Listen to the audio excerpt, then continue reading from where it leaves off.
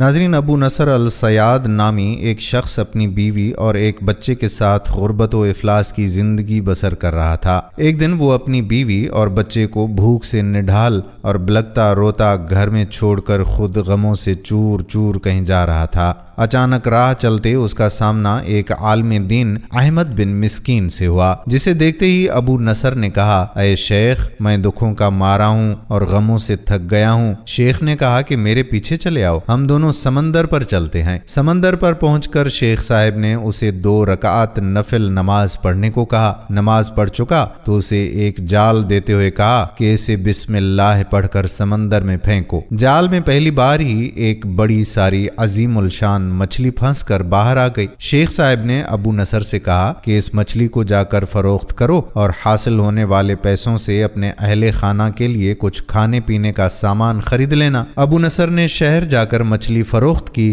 حاصل ہونے والے پیسوں سے ایک قیمے والا اور ایک میٹھا پراٹھا خریدا اور سیدھا شیخ احمد بن مسکین کے پاس گیا اور اسے کہا کہ حضرت، ان پراٹھوں میں سے کچھ لینا قبول کیجئے۔ شیخ صاحب نے کہا کہ اگر تم نے اپنے کھانے کے لیے جال پھینکا ہوتا تو کسی مچھلی نے نہیں پھنسنا تھا۔ میں نے تمہارے ساتھ نیکی گویا اپنی بھلائی کے لیے کی تھی، نہ کہ کسی اجرت کے لیے۔ تم یہ پراٹھے لے جاؤ اور اپنے اہل خانہ کو کھلاؤ۔ ابو نصر پراٹھے لیے خوشی خوشی اپنے گھر کی طرف جا رہا تھا کہ اس نے راستے میں بھوکوں کی ماری ایک عورت کو روتے دیکھا، جس کے پاس ہی اس کا بے حال بیٹا بھی بیٹھا تھا۔ ابو نصر نے اپنے ہاتھوں میں پکڑے ہوئے پراٹھوں کو دیکھا اور اپنے آپ سے کہا کہ اس عورت اور اس کے بچے اور اس کے اپنے بچے اور بیوی میں بھلا کیا فرق ہے؟ معاملہ تو ایک جیسا ہی ہے، وہ بھی بھوکے ہیں اور یہ بھی بھوکے ہیں، پراٹھے کن کو دے؟ عورت کی آنکھوں کی طرف دیکھا تو اس کے بہتے آنسو نہ دیکھ سکا اور اپنا سر جھکا لیا۔ پراٹھے عورت کی طرف بڑھاتے ہوئے کہا،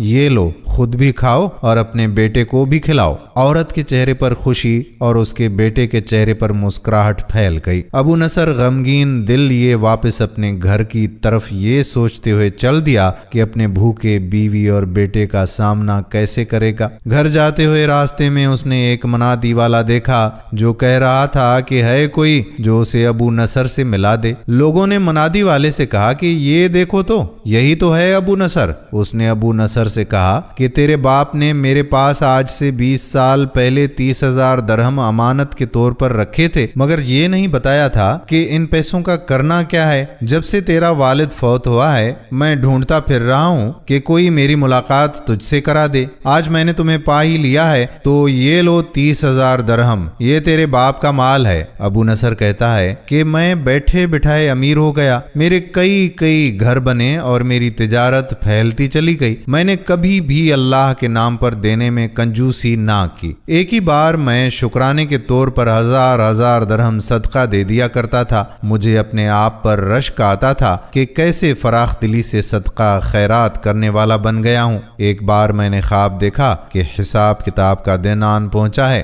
اور میدان میں ترازو نصب کر دیا گیا ہے۔ منادی کرنے والے نے آواز دی، ابو نصر کو لایا جائے اور اس کے گناہ اور ثواب تولے جائیں۔ کہتا ہے کہ پلڑے میں ایک طرف میری نیکیاں اور دوسری طرف میرے گناہ رکھے گئے تو گناہوں کا پلڑا بھاری تھا۔ میں نے پوچھا کہ آخر کہاں گئے ہیں میرے صدقات جو میں اللہ کی راہ میں دیا کرتا تھا؟ تولنے والوں نے میرے صدقات نیکیوں کے پلڑے میں رکھ دیے۔ ہر 1000 درہم کے صدقے کے نیچے نفس کی شہوت، میری خود نمائی کی خواہش اور ریاکاری کا ملمہ چڑھا ہوا تھا، جس نے ان صدقات کو روئی سے بھی زیادہ ہلکا بنا دیا تھا۔ میرے گناہوں کا پلڑا ابھی بھی بھاری تھا۔ میں رو پڑا اور کہا، ہائے رے، میری نجات کیسے ہوگی؟ منادی والے نے میری بات کو سنا تو پھر پوچھا، ہے کوئی باقی اس کا عمل تو لے آؤ۔ میں نے سنا ایک فرشتہ کہہ رہا تھا، ہاں، اس کے دیے ہوئے 2 پراٹھے ہیں جو ابھی تک میزان میں نہیں رکھے گئے۔ وہ 2 پراٹھے ترازو پر رکھے گئے تو نیکیوں کا پلڑا اٹھا ضرور، مگر ابھی نہ تو برابر تھا اور نہ ہی زیادہ۔ منادی والے نے پھر پوچھا، ہے کچھ اس کا اور بھی کوئی عمل؟ فرشتے نے جواب دیا، ہاں، اس کے لیے ابھی کچھ باقی ہے۔ منادی نے پوچھا، وہ کیا ہے؟ کہا اس عورت کے آنسو جسے اس نے اپنے 2 پراٹھے دیے تھے۔ عورت کے آنسو نیکیوں کے پلڑے میں ڈالے گئے جن کے پہاڑ جیسے وزن نے ترازو کے نیکیوں والے پلڑے کو گناہوں کے پلڑے کے برابر لا کر کھڑا کر دیا۔ ابو نصر کہتا ہے کہ میرا دل خوش ہوا کہ اب نجات ہو جائے گی۔ منادی نے پوچھا ہے کوئی کچھ اور باقی عمل اس کا؟ فرشتے نے کہا ہاں، ابھی اس بچے کی مسکراہٹ کو پلڑے میں رکھنا باقی ہے جو پراٹھے لیتے ہوئے اس کے چہرے پر آئی تھی۔ مسکراہٹ کیا پلڑے میں رکھی گئی، نیکیوں والا پلڑا بھاری سے بھاری ہوتا چلا گیا۔ منادی کرنے والا بول اٹھا یہ شخص نجات پا گیا۔ ابو نصر کہتا ہے کہ میری نیند سے آنکھ کھل گئی اور میں نے اپنے آپ سے کہا اے ابو نصر، آج تجھے تیرے بڑے بڑے صدقوں نے نہیں